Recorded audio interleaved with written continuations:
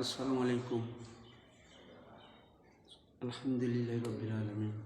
সমস্ত প্রশংসা আল্লাহ পাক সুবহানাহু ওয়া তাআলার জন্য। ভাই, শ্রদ্ধেয় ও স্নেহের ভাই সহ ও মা বোনেরা, আজকের একটা যে ভিডিও আমরা উপস্থাপনা করছি সেটা হলেই মানুষের সহানুভূতি চরম নিদর্শন।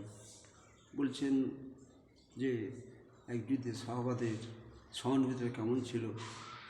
হচ্ছে যুদ্ধের ক্ষেত্রে একজন ক্লান্ত পরিশ্রান্ত হয়ে গেল, সে পানির পিপাসায় কাতর, পানির জন্য আবেদন করলো।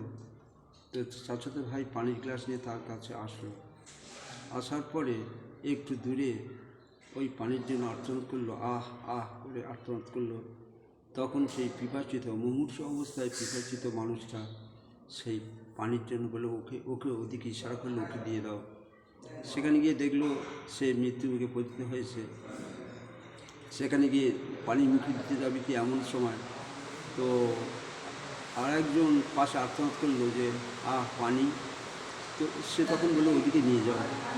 বলে দেখা গেল যে সেখানে গিয়ে দেখে সে পৃথিবীতে বিদায় নিয়েছে। প্রথম ব্যক্তির কাছে এলো, সেখানে দেখলো সে পৃথিবীতে বিদায় নিয়ে চলে গেল।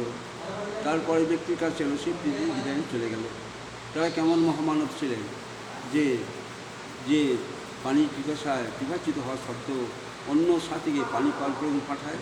তা আমরা সবাই চেষ্টা করব তাদের মধ্যে যে মানবতা ছিল, সহানুভূতি ছিল, স্নেহ মায়া মমতা প্রীতি ভালোবাসা ছিল, সেইগুলো আমাদের জন্য আনার চেষ্টা করবো ইনশাআল্লাহ।